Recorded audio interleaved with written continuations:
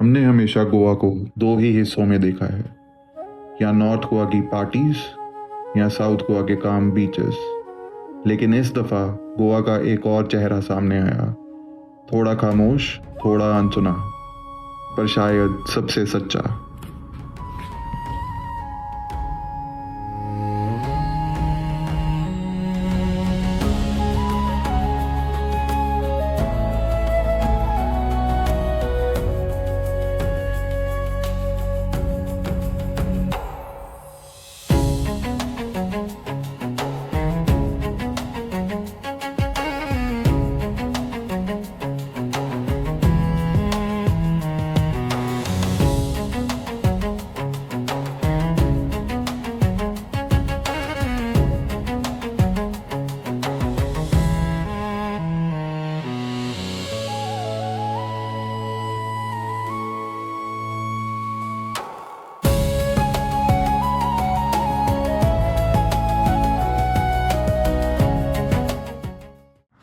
आगे बढ़ने से पहले एक क्विक रीकैप हमारे नॉर्थ गोवा के सफ़र का।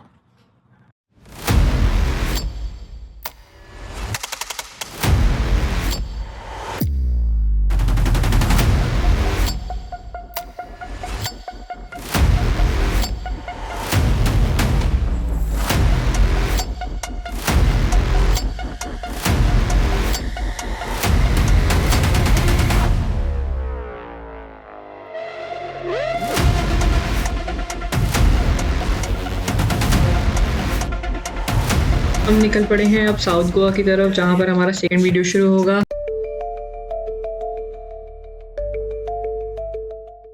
तो ओल्ड गोवा में एंटर करते ही वाइब चेंज हो जाती है। अभी आप साइन बोर्ड देख रहे हो, बेसिलिका ऑफ बॉम जीसस एक साइड पे है और सी कैथेड्रल उसके बिल्कुल ऑपोजिट। ये दोनों places literally back to back हैं और यहीं से गोवा का Portuguese era history properly feel होता है।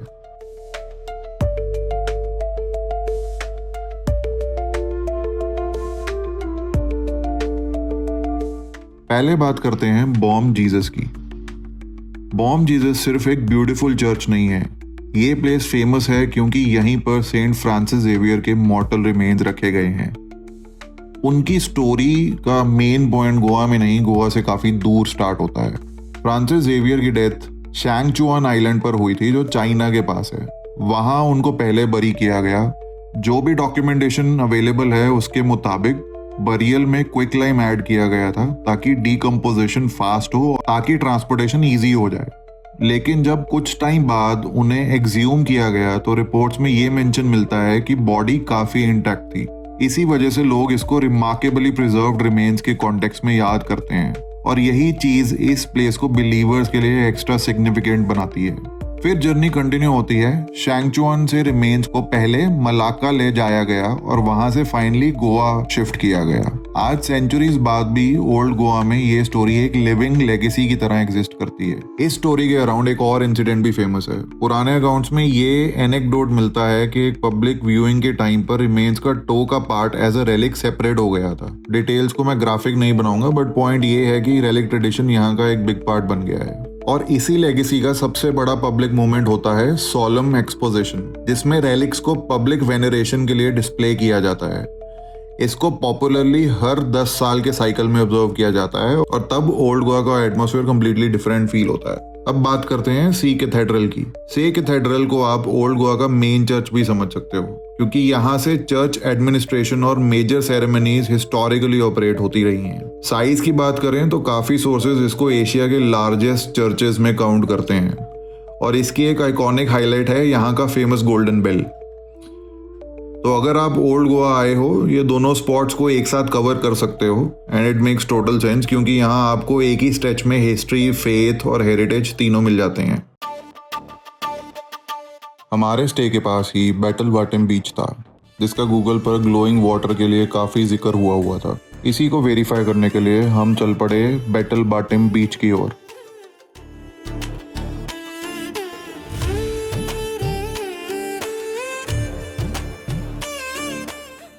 लेकिन बीच पर हमें ऐसा कुछ भी नहीं दिखा। इनफैक्ट हमने एक लाइफ गार्ड से बात की और उसने बताया कि उसने ये फिनोमेना कभी नहीं देखा और वो वहाँ पे 4 साल से काम कर रहा था। उसके अकॉर्डिंग इमेजेस को एनहांस करके गूगल पर डाला गया है, जिसकी वजह से यहाँ पे फुटफॉल आता है।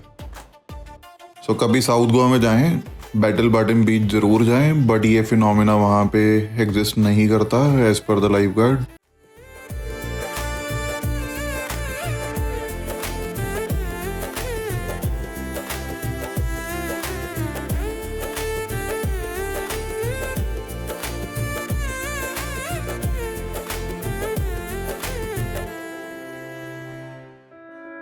डॉना पॉला।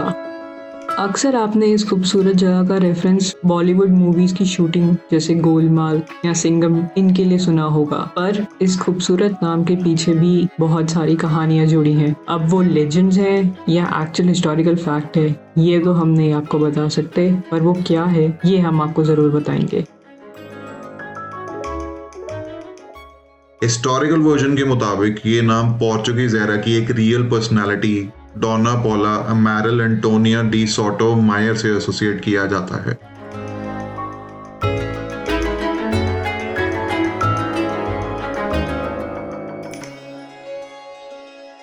बट जो वर्जन ज्यादा पॉपुलर है वो इस जगह का लेजेंड है। लेजेंड ये कहता है कि डोना पॉला को कई लोग वाइस रॉय की बेटी भी बोलते हैं। स्टोरी के हिसाब से उनका एक लोकल फिशरमैन के साथ इमोशनल कनेक्शन था। सोशल प्रेशर और रिस्ट्रिक्शंस की वजह से लेजेंड ये भी कहता है कि वो रात को यहीं से पानी की तरफ चली गई थी। बट एनीवेज, इस जगह के विजुअल इतने स्ट्रॉन्ग हैं कि डोना पॉला को बॉलीवुड के गोवा शॉट्स के साथ भी कनेक्ट किया जाता है। सिंघम एंड गोलमाल जैसी मूवीज के कोस्टल सीक्वेंसेस आपको इस इमेज में भी दिखेंगे। यहाँ की एंट्री फी है 50 रुपए।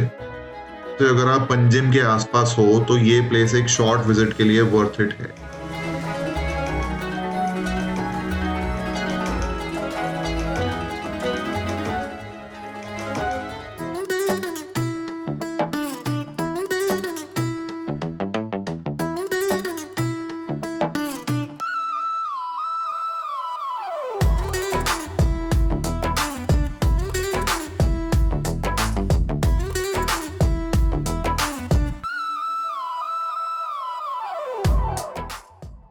आ गए हैं तनिष्कर स्पाइस फार्म एंड ये सफारी भी करवाते हैं वाइल्ड लाइफ, हमने वो अपने ही की है। देखते हैं क्या है। Do not plug fruit and flowers. Welcome drink I है आते ही कोकम एंड साथ में काजू।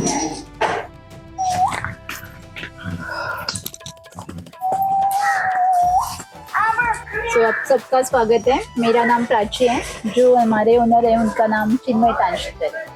वो अपने घर के लिए पुराना मिट्टी का घर है, आपने शायद देखा रहेगा कोर्टयार्ड के साथ, राजांगण के साथ। सो अपने घर के लिए 5th जनरेशन है, इस प्लांटेशन के लिए 3rd जनरेशन। और उनके एंसेस्टर ने शुरुआत किया था प्लांटेशन बिफोर 170 ईयर्स एगो। योगाशाला है, हर महीने में एक रिट्रीट ग्रुप रहता है यहाँ पे। आपको मालूम है चिली कहाँ से है ओरिजिनली? पोर्तुगल से। एकदम लाल कलर होते हैं पक गए तो, और ये कलर देखकर उसके तरफ बर्ड्स जो होते हैं अट्रैक्ट हो जाते हैं, वो खाते हैं, जा जाकर बैठेंगे, अपना वेस्ट पास करते हैं, उन्हीं बेस से हमें प्लांट्स मिलते हैं। It is a more spicy for us than the chillies which takes down, यानी एक ही फल से हमें 2 स्पाइसेस मिलते हैं, जावित्री और जायफल। इसमें मेडिसिनल प्रॉपर्टी ज्यादा होते हैं, जैसे कि हमें फूड डाइजेस्ट होने के लिए मदद हो जाती है।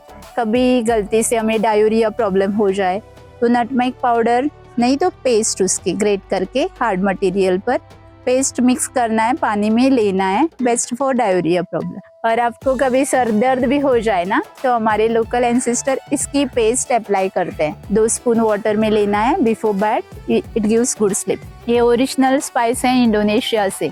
और इस पेड़ में हमेशा 3 जेंडर्स रहते हैं, मेल प्लांट रहता है, फीमेल और ट्रांसजेंडर। बड़ा सा पेड़ है, फल नहीं है इसके ऊपर, इसको सिर्फ फ्लावर्स आते हैं, फल नहीं आते। ये मेल प्लांट, इसको फ्लावर आते हैं, सेम फ्लावर आते हैं दोनों को, लेकिन इसको फल आता है, ये 2 स्पाइसेस देता है हमें। तो we can say transgender as a backup for the female and male plant. Rarely 10-12 साल के बाद कहीं आपको थोड़े थोड़े फल दिखाई नहीं देंगे, लेकिन जैसे फीमेल को आते हैं वैसे फल नहीं आते, ज्यादा प्रमाण नहीं होता।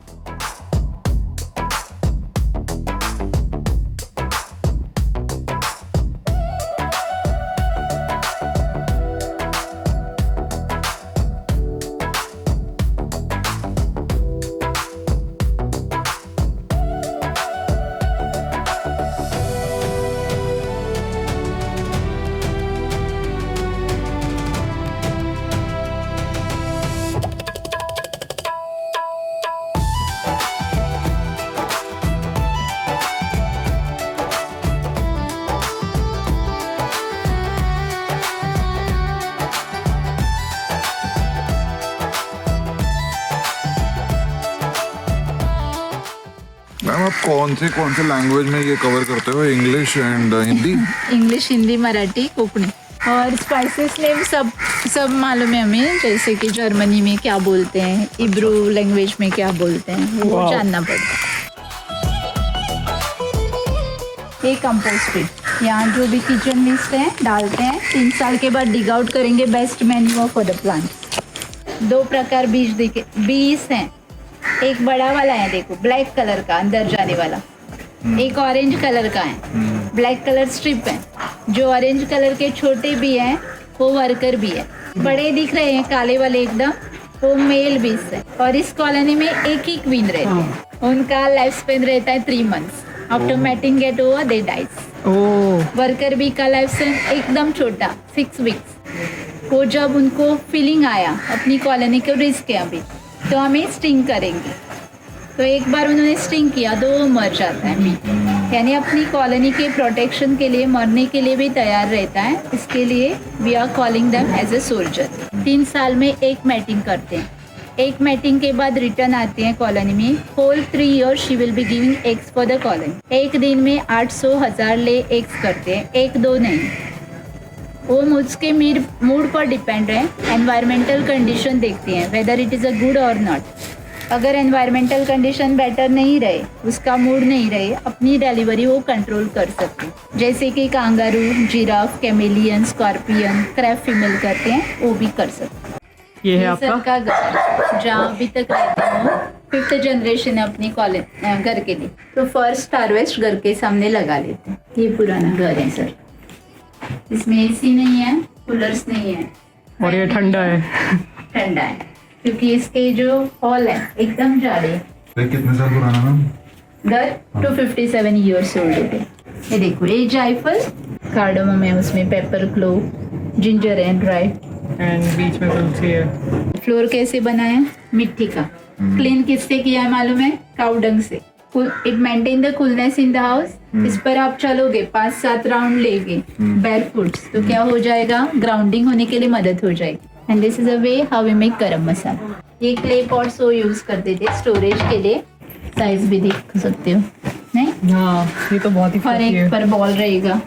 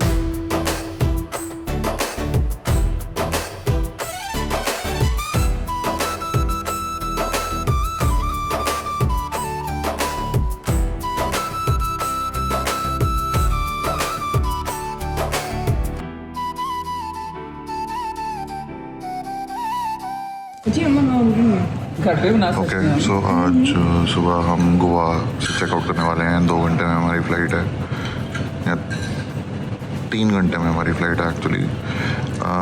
और आज मैंने मंगाया है रॉस ऑमलेट। अपनी ज़िंदगी में पहली बार गोवा का स्पेशल रॉस ऑमलेट। ये वेज ग्रेवी है। इस बार गोवा ने सिर्फ व्यूज़ नहीं दिए, एक अलग फीलिंग दी। नॉर्थ पहले से बेटर था, south as lovely as always, but south east Goa इस ट्रिप का सबसे सुंदर सरप्राइज निकला। अगर वीडियो पसंद आया हो तो प्लीज़ वीडियो को लाइक करें और चैनल को सब्सक्राइब करें। मिलते हैं नेक्स्ट जर्नी में।